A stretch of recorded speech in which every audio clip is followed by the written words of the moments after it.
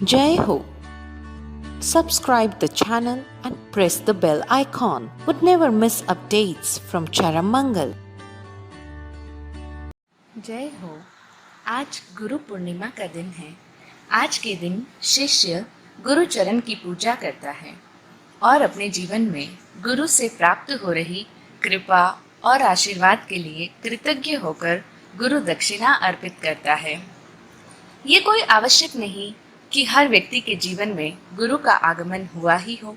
अनेकों ऐसे लोग हैं जो शिष्य बनने को राजी नहीं हैं। उनके जीवन में गुरु प्रकट नहीं हो पाते। जिन कुछ लोगों के जीवन में गुरु प्रकटे हैं, केवल वे ही गुरु महिमा को जान पाए हैं। उन लोगों ने गुरु महिमा का गान करते हुए कहा भी है, सात समुद्र की मसी करो, लेखन सब बन राय, धरती सब कागज करो, गुरु गुण लिख्या न जाए। सच है, पूरी धरती ही कागज बन जाए तो भी गुरु गुणों को लिखा नहीं जा सकता। विराट गुरु जी कहते हैं, गुरु तेरी महिमा का नहीं कहीं छोर रे, हरि अनंत हरि कथा अनंत की ही तरह गुरु गुण अनंत, गुरु गुण गाथा अनंत हैं। लेकिन एक बात है, गुरु के गुणों को अनुभव करने वाले सभी लोगों के अनुभव भी एक समान नहीं है। प्रत्येक व्यक्ति ने अपने जीवन में अपनी अपनी समझ के अनुसार ही गुरु को महसूस किया है। किसी ने अपनी लाइफ में आने वाली संकटों से उबारने वाले त्राता के रूप में गुरु को जाना है, तो किसी ने उन्हें दुख से बचाने वाले और उनकी रक्षा करने वाले रक्षक के रूप में। कष्टों, परेशानियों और समस्याओं से भरी इस बीहड़ जिंदगी में हाथ पकड़कर चलाने वाले संबल के रूप में कोई गुरु को देखता है, तो कोई कदम कदम पर राह दिखाने वाले पथ दर्शक के रूप में गुरु को पूछता है।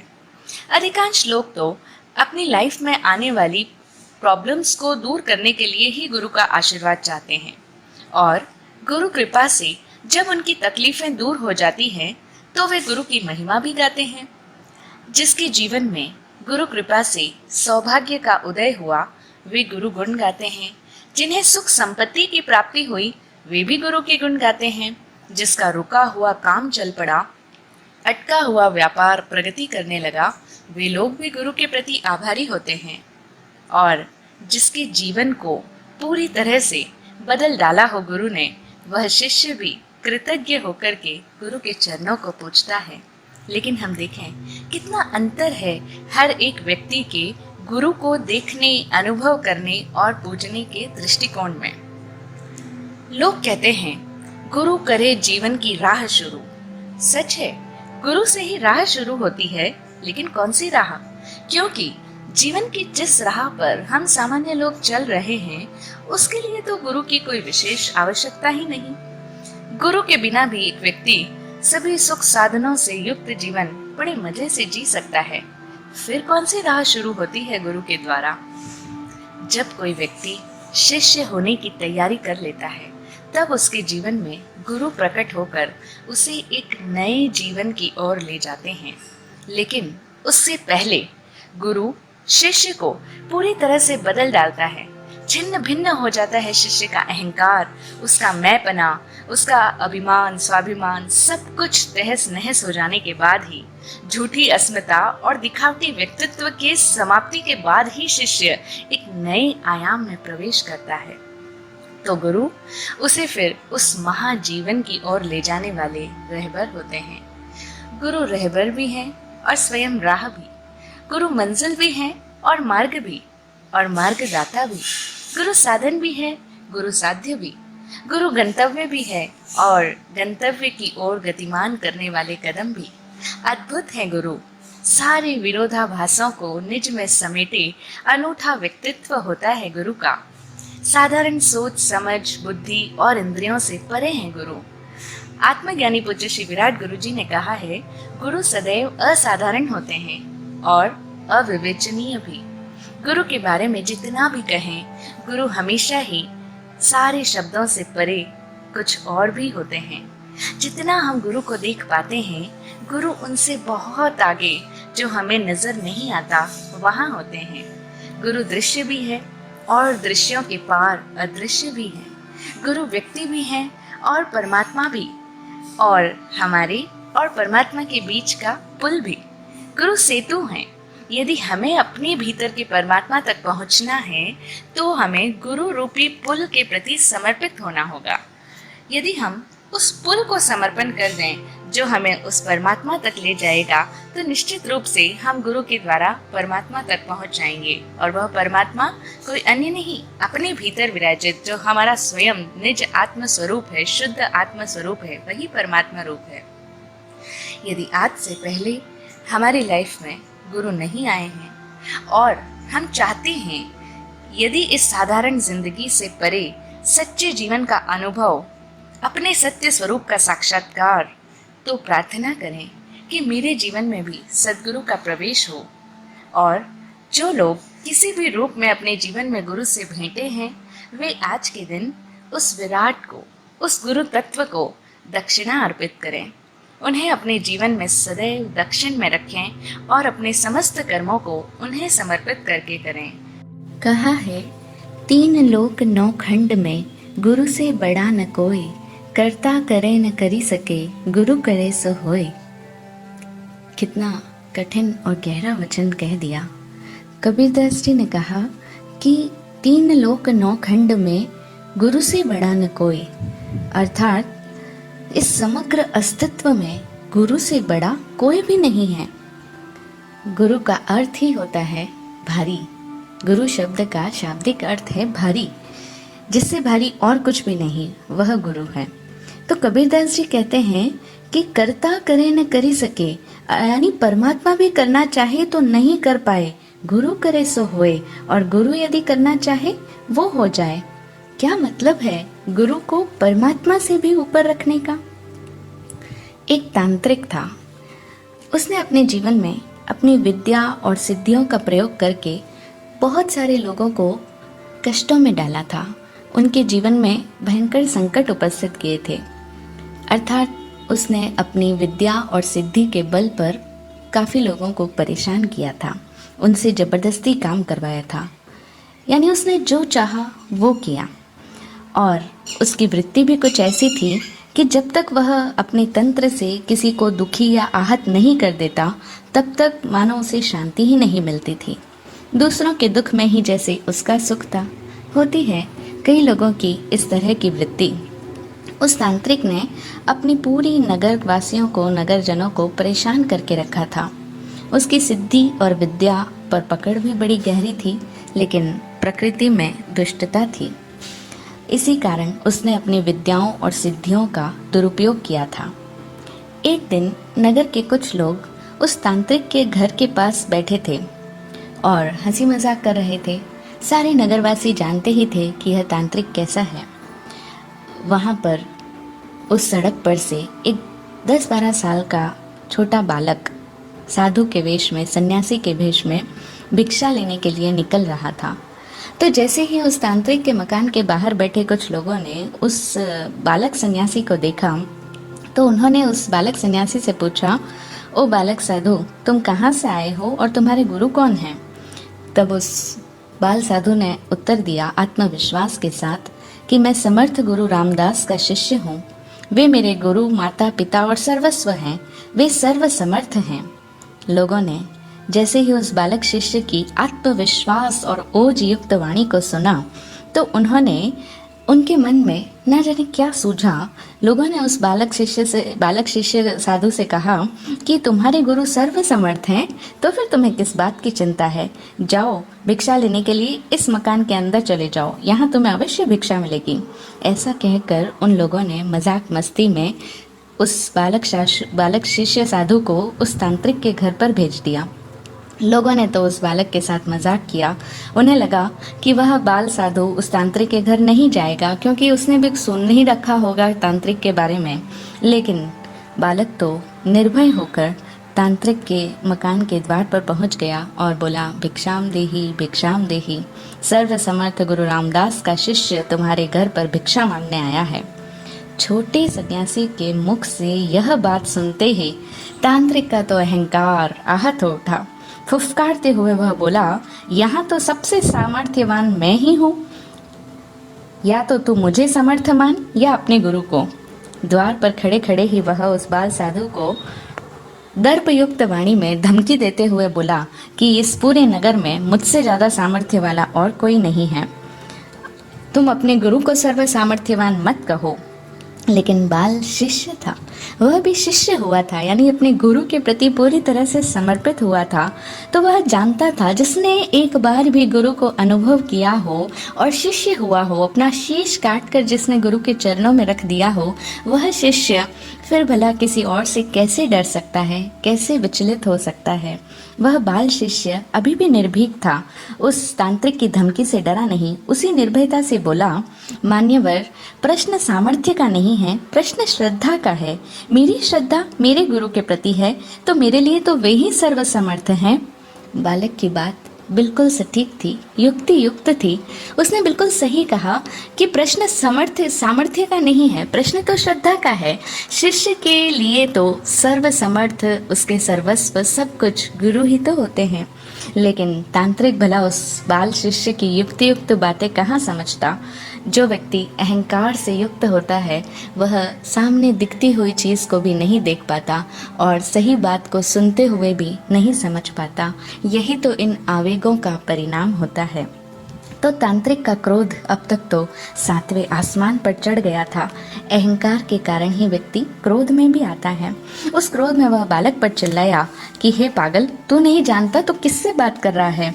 मैं इतना बड़ा तांत्रिक हूँ, मैं तुझ पर अभी मारण मंत्र का प्रहार कर देता हूँ, और यदि तेरे गुरु में सामर्थ्य है तो वह तुझे कल का सूर्योदय होने से पहले पहले बचा ले, नहीं तो तेरे पास मेरी शरण में आने के अलावा और कोई मार्ग नहीं बचेगा। बस दे डाली उसने चुनौती। तांत्रिक की बातें सुन तो ली उस बाल शिष्य ने। वह घबराया नहीं, विचलित भी नहीं हुआ। अपनी धीर और गंभीरता के साथ अपने गुरु सर्वसमर्थ रामदास के पास लौट आया। वहां जाकर उसने पूरा घटनाक्रम अपने गुरु को सुनाया। तब गुरु ने उससे कहा, बेटा, मैं तो कोई तांत्रिक नहीं हूँ और मुझे कोई तंत्र नहीं आता। मैं तो बस परम पिता परमेश्वर भगवान के प्रति समर्पित एक छोटा सा भक्त हूँ। परमात्मा का नाम लेता हूँ और परमात्मा की शरण में रहता हूँ। हम देखें कितने सीधे और कितने सरल होते हैं गुरु। वैसे तो गुरु से भारी कोई नहीं और वैसे देखें तो गुरु से हल्के कोई नहीं, क्योंकि हम सब संसारियों के मन में तो अहंकार का वजन है। हम सब अपने आप को कुछ मानते हैं कि मैं ये हूँ, मैं फला हूँ, मैं वो हूँ। इसी कारण हम अपने अपने अहंकारों के कारण, अपने आप को कुछ मानने के कारण भारी हो चले हैं। और गुरु जो वास्तव में इस दुनिया में भारी होते हैं, गुरु के अंदर ऐसा अद्भुत आकर्षण होता है कि इसका नाम ही रखा गया, जो ये बल है उसका नाम रखा गया गुरुत्वाकर्षण। ऐसे गुरु जो सर्वसमर्थ हैं, भारी है, कितने सच्चे, सीधे और सरल होते हैं, जो कहते हैं कि बेटा मुझे तो कुछ भी नहीं आता, मैं मात्र परमात्मा की शरण में रहता हूँ और उनका एक छोटा सा भक्त हूँ। मेरी सारी समस्याओं का समाधान मेरे भगवान, मेरे प्रभु, मेरे ईश्वर ही करते हैं, इसके अलावा मुझे कुछ नहीं आता। लेकिन तुम चिंता मत करो, तुम एक काम करो, रात को जब मैं सोऊं तो तुम रात भर मेरे पैर दबाते रहना। किसी भी परिस्थिति में चाहे कुछ भी हो जाए, तुम मेरे पैर मत छोड़ना। जो परमात्मा मेरी रक्षा करते हैं वही परमात्मा तुम्हारी भी रक्षा करेंगे। गुरु समर्थ इतना कहकर रात को निश्चिंत होकर सो गए और वह उनका बाल शिष्य गुरु के चरण दबाता रहा। इधर तांत्रिक ने जो उस बालक शिष्य को चुनौती दी थी, उसने अपने रात्रि काल होते ही अपने विद्याओं का प्रयोग करना शुरू किया। उसने अपनी विद्या का प्रयोग किया, ऐसी विद्या कि जिसका प्रहार जिसके ऊपर भी किया जाता है, वह विद्या उस व्यक्ति के प्राणों को हरण करने का प्रयत्न करती है। लेकिन अगर उस विद्या के बल से वह सामने वाले के, जिसको टारगेट करके वह विद्या का प्रयोग किया गया है, अगर वह व्यक्ति पर वह विद्या का प्रयोग निष्फल हो जाए, तो वह विद्या अगर अपने प्रयोजन में सफल नहीं हो पाती तो वह खुद ही आत्मघाती हो जाती। यानी जो उस विद्या का प्रयोग करता है उसी के प्राणों का हरण वह विद्या कर लेती है। ऐसी अद्भुत विद्या का प्रयोग उस तांत्रिक ने किया था, क्योंकि तांत्रिक तो अपने घमंड में, अभिमान में चूर था। उसे तो पता था, उसने इतने लोगों को कष्ट में डाल रखा था अपने विद्याओं से, सब लोगों को मरता तड़फता उसने देखा था अपनी विद्या के बल पर। तो वह कभी सोच भी नहीं सकता था कि उसकी विद्या के बल से ऊपर भी एक बल होता है, जो गुरु का बल है, जो शिष्य की भक्ति का बल है। जब गुरु के प्रति कोई शिष्य समर्पित हो जाता है तो यह पूरी सृष्टि, प्रकृति कितनी अद्भुत चमत्कार स्वतः कर लेती है। हमारे लिए वो चमत्कार है, लेकिन होते वह वास्तव में श्रद्धा है। तो अंधेरी रात में जैसे जैसे रात सघन होती गई, अंधेरा बढ़ता गया, वैसे वैसे तांत्रिक की शक्तियों का उदय होने लगा और उसने अपनी विद्या का प्रयोग किया। वह विद्या उस बालक शिष्य के पास पहुंच गई। अब वह विद्या अलग अलग रूप बनाती है। कभी तो डरावने भीषण रूप धरकर बालक को डराती है, कभी पिशाच बन जाती है, कभी शेर, कभी विषधर सांप, कभी अग्नि बनकर लपलपाती जिह्वा से उसे डसने को तैयार रहती है। अब वह बालक इन सब बातों को देख रहा है। उसके सामने शेर, चीता, सांप, भयंकर अग्नि, लपलपाटी हुई अग्नि, लेकिन उन सब को देखते हुए भी वह गुरु भक्त बालक एक क्षण के लिए भी किसी भी चीज से नहीं डरा। वह अपने गुरु के पैरों को दबाता ही रहा। उसने अपने गुरु के चरण नहीं छोड़े। रात बीतती चली गई और विद्या जितना भी प्रयास कर सकती थी, जितने भी रूप धर सकती थी, सब प्रयास किए, लेकिन वे सारे प्रयास उस विद्या के विफल होते गए। और तब अंतिम प्रयास उस तांत्रिक ने किया। अब जब उसने देखा कि डराने धमकाने का कुछ असर उस बालक पर नहीं हो रहा, तो उसने उस विद्या का प्रयोग करके वह विद्या को उस बालक की माता के रूप में भेजा। अब वह बालक की माँ का रूप धरकर आई और उस बालक शिष्य को बोलती है, वह माँ उसकी माँ के रूप में आई विद्या, बेटा तुम कब से मुझसे दूर हो, मेरा हृदय तुम्हें एक बार गले लगाने के लिए तड़प रहा है। गुरु की सेवा बहुत हो गई, कितने बरसों से तुम घर छोड़कर गुरु के साथ हो, गुरु की सेवा कर रहे हो। कुछ पल के लिए तो आओ, मेरे हृदय से लग जाओ, मुझे बहुत शांति मिलेगी। बेटा एक बार भी कभी अपनी माँ को याद नहीं किया तुमने घर से जाने के बाद। जैसे ही ये बात सुनी, बालक अपनी माँ से मिलने के लिए बेचैन होने लगा, क्योंकि शिष्य है वह और उसके मन में जो भावनाएं हैं, उन भावनाओं का ही प्रयोग कर रहा था वह तांत्रिक की। उसकी अब जब डर से कोई व्यक्ति नहीं डरता, तब उसे किसी तरह से अपने प्रभाव में लेने के लिए व्यक्ति भावनाओं का उपयोग करता है, कि व्यक्ति को भावनाओं का दुरुपयोग करके उसकी भावनाओं को भड़का कर उससे कुछ भी करवाया जा सकता है। बालक को अपनी माँ से मिलने के लिए बहुत आतुरता तो हुई, लेकिन तभी उसे अपने गुरु की वह लाइन याद आ गई, जब गुरु ने कहा था, बेटा किसी भी परिस्थिति में मेरे पैर मत छोड़ना। और तब उसने अपने गुरु का स्मरण किया, आंखें बंद कर ली और गुरु के चरणों को नहीं छोड़ा। गुरु के चरण दबाता ही रहा, अपनी माँ को देखा ही नहीं और गुरु की बात का ही स्मरण करता रहा, गुरु के नाम का स्मरण करता रहा। वह माँ से मिलने के लिए नहीं गया। एक पल का वह अकुलाहट, वह बेचैनी माँ से मिलने की, उस पल में वह संभल गया, जागृत रह गया। और तब वह विद्या उस बालक का कुछ भी नहीं कर पाई। वह समर्थ गुरु रामदास पर भला कैसे पहुंच पाती? वे तो गुरु हैं। गुरु के पास वह विद्या प्रवेश कर जाए, गुरु के प्रभाव क्षेत्र में, गुरु के मैग्नेटिक फील्ड में, गुरु के ऑरा में वह विद्या, तांत्रिक की विद्या कुछ नहीं कर सकती थी। इसीलिए तो वह उस शिष्य को गुरु से दूर करने के लिए बुला रही थी। जैसे ही वह शिष्य गुरु से दूर जाता, गुरु के ऑरा से, गुरु के लेश्या वलय से अगर वह बाहर निकल जाता, तो वह शिष्य पर विद्या का प्रहार हो जाता। लेकिन गुरु के लेश्या वलय में, गुरु के आभा वलय में, गुरु के अतिशय क्षेत्र में रहने के पश्चात शिष्य को भला क्या बिगड़ सकता था? कोई भी उस शिष्य का बाल भी बांका नहीं कर सका। और तब वह विद्या पुनः लौट गई और जिसने यह प्रयोग किया था, अर्थात वह तांत्रिक, उस विद्या ने उसी पर हमला कर दिया और वह तांत्रिक परिणाम स्वरूप वहीं पर मृत्यु को प्राप्त हो गया। यह है गुरु भक्ति का सामर्थ्य, जो कि 3 लोक में भी नहीं है, त्रिभुवन में भी गुरु से बढ़कर और कोई नहीं। अब शायद हमें समझ आया होगा कबीर दास जी का यह वचन कि 3 लोक 9 खंड में गुरु से बड़ा न कोई, करता करे न करी सके, गुरु करे सो होए। हकीकत में जो हम भगवान का नाम लेते हैं, जिन भगवान को हम पूछते हैं, वह भगवान जीवित भगवान ही तो है गुरु। उस परमात्मा को, उस ईश्वर को ऐसे तो साक्षात हमने नहीं देखा, लेकिन गुरु ही है जो मनुष्य के रूप में जीवित ईश्वर हैं। अतः हम गुरु के महात्म्य को समझें और अपने जीवन में गुरु की महिमा को समझकर यह प्रार्थना अवश्य करें कि हमारे जीवन में भी गुरु आए। जय हो, सब मंगलमय हो। गुरु पूर्णिमा की सभी को एक बार पुनः ढेर सारी बधाइयाँ। सबका कल्याण हो।